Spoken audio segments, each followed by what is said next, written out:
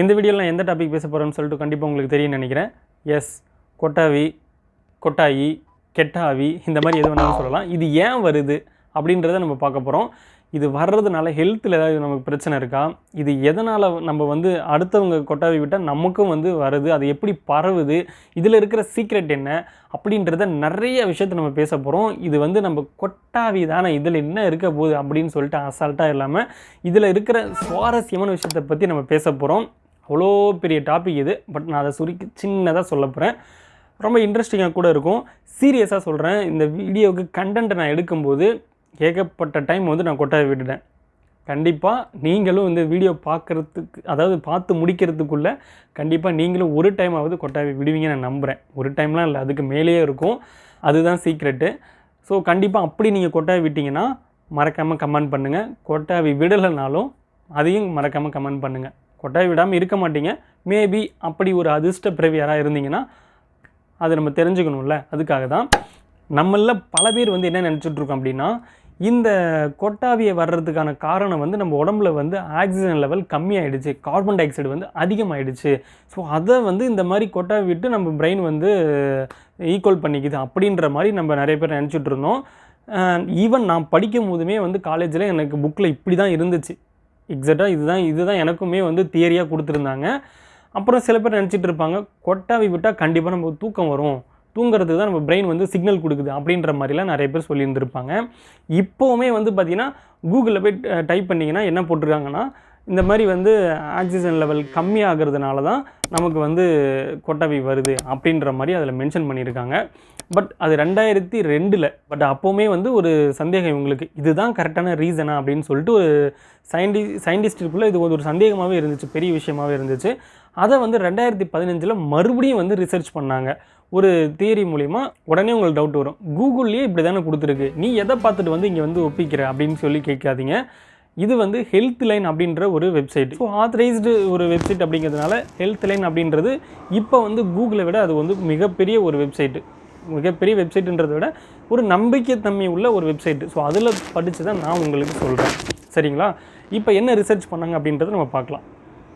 2 ரூமில் வந்து 10 பேர் மக்கள் வந்து 10 பேரான்னு எக்ஸாக்டாக தெரியல, மக்களை போட்டு அடைச்சி வச்சுட்டாங்க.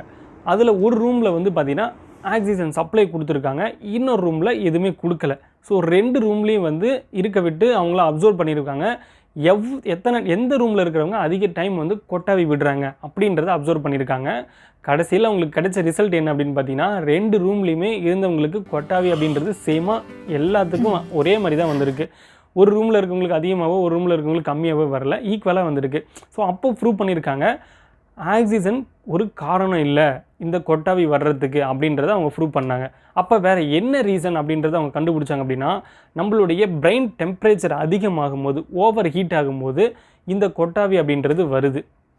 நார்மலாக நம்மளுடைய பிரெயினோட வந்து டெம்பரேச்சர் எவ்வளோ அப்படின்னு பார்த்தீங்கன்னா 36.5 டிகிரி செல்சியஸ்லேருந்து 37 டிகிரி செல்சியஸ்க்குள்ளே இருக்கும் நம்மளுடைய பிரெயினோட டெம்பரேச்சர்.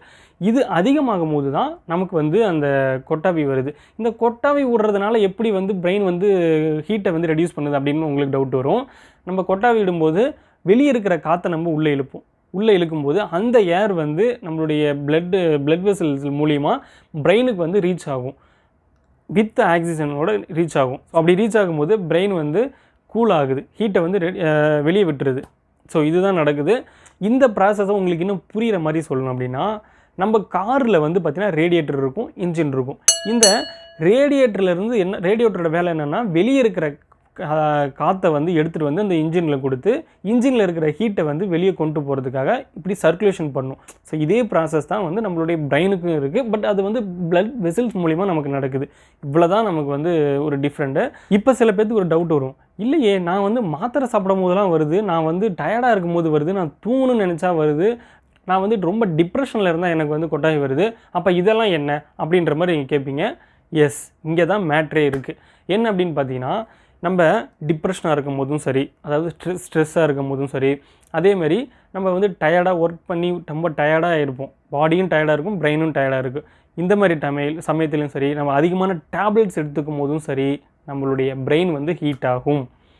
ஸோ அதுக்கு தான் நம்ம பல வாட்டி சொல்கிறோம், ஸ்ட்ரெஸ் ஆகக்கூடாது, டிப்ரெஷனாக இருக்கக்கூடாது, அதிகமான கெமிக்கல் டேப்லெட்ஸ்லாம் எடுத்துக்கக்கூடாது அப்படின்னு நம்ம சொல்கிறதுக்கான காரணம் அதுதான். இதெல்லாம் பண்ணும்போது நம்மளுடைய பிரெயின் வந்து நியூரான்ஸ் எல்லாமே சேர்த்து வந்து நமக்கு பிரெயினில் வந்து பார்த்திங்கன்னா ஹீட் அதிகமாக ப்ரொடியூஸ் பண்ணும். அப்போ நமக்கு ஹேர் லாஸ் அப்படின்ற ஒரு விஷயம் வந்து நடக்குது. இதனால் ஹேர் லாஸ் மட்டும்தான் நடக்கணும்னு சொல்லலை, ஹெல்த்தில் நிறைய இஷ்யூஸ் நடக்கிறதுக்கு காரணமாக இருக்குது. ஸோ இதுக்காக தான் நான் வந்து உங்கள்கிட்ட மெயினாக சொல்லணும்னு நினச்சேன். ஸோ நிறைய பேர் வந்து இந்த ஹேர் லாஸ் ஆகிறதுக்கு நம்மளுடைய பிரெயின் ஹீட்டும் வந்து காரணம். ஸோ நிறைய பேர் வந்து கொட்டாவி அதிகமாக விட்டுட்டு இருந்தீங்க, அதிகமாக எனக்கு கொட்டாவி வருது அப்படின்னா அவங்களுக்கு இந்த ஹேர் லாஸ் பிரச்சனை இருக்கும். அப்போ ஒரு நிமிஷத்துக்கு வந்து நம்ம எத்தனை வாட்டி வந்து கொட்டாவி விடலாம் அப்படின்னு கேட்டிங்கன்னா ஒரு மேக்ஸிமம் 4 டைம் இல்லை 5 டைம். அதுக்கு மேலே தாண்டிச்சு அப்படின்னா நம்மளுடைய பிரெயின் வந்து ஓவர் ஹீட் ஆகிருக்கு. அது மட்டும் இல்லாமல் ஹெல்த்தில் இஷ்யூஸ் இருக்குன்னு அர்த்தம். ஹெல்த்தில் இஷ்யூனா என்ன மாதிரியான இஷ்யூ அப்படின்னு கேட்டிங்கன்னா லிவரில் மெயினாக வந்து பாதிப்பு இருக்கும். முக்கியமாக உங்களுக்கு இன்னும் ஓப்பனாக சொல்லணும்னா வைட்டல் ஆர்கன்னு சொல்லுவாங்க. வைட்டல் ஆர்கன்னா ஹார்ட்டு, லங்ஸு, அதே மாதிரி கிட்னி, லிவரு, இந்த மாதிரி ஒரு ஆர்கன்ஸில் வந்து ஏதாவது ஒரு பிரச்சனை நடக்குதுன்னு அர்த்தம். ஸோ இதில் ஏதாவது மாற்றம் ஏற்படும் போது தான் நம்மளுடைய பிரெயின் அதை ஃபங்க்ஷன் பண்ணுறதுக்கு இன்னும் ஹீட் அதிகமாகுது. ஸோ அப்போ நீங்கள் இந்த மாதிரி ஒரு நிமிஷத்துக்கு எனக்கு 4-5 வாட்டி வந்து கொட்டாவி வருது அப்படின்னா அப்போ நீங்கள் போய் டாக்டரை கன்சல்ட் பண்ணுறது முக்கிய அவசியமான ஒரு விஷயம். ஒரு நிமிஷம், நான் அது வந்து ஒரு பாயிண்ட் சொல்ல மறந்துட்டேன். அதை எடிட் பண்ணும்போது தான் எனக்கு தெரிஞ்சுது. அதாவது சில பேர் கொட்டாவி விடும்போது கண்ணில் இருந்து ஒரு தண்ணீர் வரும்னு சொல்லுவாங்க. அது எதனால் வருதுன்னா நம்ம அந்த கொட்டாவி விடும்போது ஒரு ப்ரெஷர் நம்ம கொடுக்குறோம், அழுத்தம் கொடுக்குறோம். அந்த காரணத்தினால அந்த கண்ணிலேருந்து அந்த தண்ணீர் வரும். ஸோ அதனால் எந்த பிரச்சனையும் இல்லை. சில பேர் வந்து கண் தண்ணிலாம் வருது கொட்டாவி விடும்போது, அதனால் பிரச்சனைன்னு கேட்பீங்க. ஸோ அந்த டவுட்டு இதில் கிளியர் ஆகும்னு நினைக்கிறேன். அடுத்து இன்னொரு விஷயம் என்னென்னா, இப்போ கொட்டாவி விடுறத வந்து நம்ம பார்க்குறோங்க. இப்போ நம்ம கொட்டாவி விடுறத நம்ம பார்க்குறோம், ஒரு சினிமாங்களையாக இருக்கட்டும், இல்லை நம்ம பக்கத்தில் யாராவது கொட்டாவி விட்டாலும் நமக்கு ஏன் கொட்டாவி வருது, இது என்ன சீக்ரெட் அப்படின்னு பார்த்தீங்கன்னா எம்பத்தி அப்படின்ற ஒரு விஷயம் இருக்குது. அதாவது நம்ம பிரெயின் என்ன பண்ணுன்னா நம்ம சுற்றுச்சூழலில் நம்ம பக்கத்தில் இருக்கவங்க என்ன பண்ணுறாங்களோ அதை வந்து எடுத்துக்கும், அந்த எம்பத்தி எடுத்துக்கும். இப்போ நான் ஒரு சின்ன எக்ஸாம்பிள் சொல்கிறேன். நீங்கள் ஒரு டெத்து வீட்டுக்கு போனீங்கன்னா நமக்கு வந்து ரொம்ப ரிலேட்டிவ்ஸாக கிடையாது, அவங்க ரொம்ப பிடிச்சவங்களும் கிடையாது, அதனால் நம்ம அழ போகிறதும் கிடையாது, நம்ம அழுகியும் வரல. ஆனாலும் அங்கே இருக்கிறவங்க சுற்றி அழுதுட்டு இருக்கும்போது, சேடாக இருக்கும்போது நம்ம அதை பார்க்கும்போது நம்ம பிரெயின் வந்து ஆர்டர் பண்ணுது நம்மளும் சேடாக இருக்கணும் அப்படின்னு சொல்லிட்டு. அட்லீஸ்ட் நம்ம ஃபேஸை வந்து ஒரு சேடாவது வச்சுருப்போம், ஒரு மாதிரி அழலைனாலும் இந்த மாதிரி வச்சுருப்போம். அதேமாதிரி ஒரு கல்யாண வீட்டுக்கு ஹாப்பியாக இருக்கிற இடத்துக்கு போகும்போது நம்ம வந்து அழுகிற மாதிரி ஒரு ஃபீலிங்ஸில் இருந்தாலும் அங்கே போய் அழுக மாட்டோம். நம்ம பிரெயின் வந்து அதை கண்ட்ரோல் பண்ணி அவங்க எப்படி ரியாக்ட் பண்ணுறாங்களோ, சிரிக்கிறாங்களோ அந்த மாதிரி ஃபேஸை வந்து ஸ்மைல் பண்ணுறதுக்கு ட்ரை பண்ணோம். ஸோ இதுதான் இந்த எம்பத்தி. இதையும் தாண்டி ஒரு விஷயம் என்ன இருக்குது அப்படின்னு பார்த்தீங்கன்னா மிரர் நியூரான்ஸ். அது நம்ம பிரெயினில் இருக்குது, ஒவ்வொருத்தருக்கும் இருக்குது. அது என்ன பண்ணுன்னா நம்ம பக்கத்தில் இருக்கவங்க என்ன பண்ணுறாங்களோ அதை அப்படியே காப்பி அடித்து பண்ணும். இப்போ நீங்கள் வந்து ஒரு அப்சர்வ் பண்ணி பாருங்கள், உங்கள் கூட 10 பேர் இருக்கிறாங்கன்னு வச்சுக்கோங்களேன். அவங்க திடீர்னு வந்து தலையில் கை வச்சு இப்படி கை வச்சு சொறிகிறதும், இல்லை ஃபேஸில் கை வைக்கிறதும், இல்லை மூக்கு நோண்டுறதும், காதை நோண்டுறதும், இல்லை கால் மேலே கால் போட்டு உட்கார்றதும், இதை பண்ணாங்கன்னா அதை பார்க்கும்போது நமக்கே வந்து இன்வாலண்ட்ரி மூவ்மெண்ட்னு சொல்லுவாங்க. நம்மளை அறியாமலேயே நம்ம அதை பண்ணுவோம். நீங்கள் வேணால் இதை வந்து அப்சர்வ் பண்ணி பாருங்கள். அவங்க கூட வந்து யாராவது இருந்தாங்கன்னா அவங்க வந்து எங்கேயாவது தலையில் கை வச்சாங்கன்னா நம்மளும் நம்ம கை தானாகவே ஒரு 2 நிமிஷத்தில் நம்ம கை அங்கே போகும். ஸோ இந்த மாதிரியான விஷயங்கள்லாம் வந்து நடக்கிறதுக்கு காரணம் இதுதான். ஓகே, இப்போ உங்களுக்கு புரிஞ்சிருக்குன்னு நினைக்கிறேன்.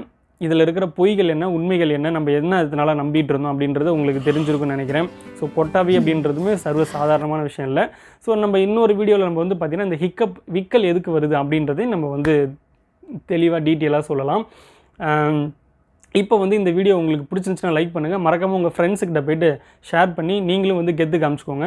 எதுக்காக விக்கல் வருது, சரி எதுக்காக வந்து கொட்டாவி வருதுன்னு தெரியுமா அப்படின்னு சொல்லி கேட்டு கலாய்ச்சி அவங்க தப்பாக சொன்னாங்கன்னா உங்களுக்கு தெரிஞ்ச ரைட்டான ஆன்சர் சொல்லி அவங்கள்ட்ட ப்ரூவ் பண்ணுங்கள். கண்டிப்பாக வந்து நிறைய பேர் கொட்டாவி விட்டுருப்பீங்கன்னு நினைக்கிறேன். இது வந்து ஒரு விலங்குகளுக்குமே இருக்குது, பறவைகளுக்குமே இருக்குது. நிறைய பேர் காமனான விஷயந்தான் இது. அடுத்த ஒரு டாப்பிக்கில் உங்களை சந்திக்கிற வரை உங்களுக்காக காத்திருப்பது நான் உங்கள் தமிழ்.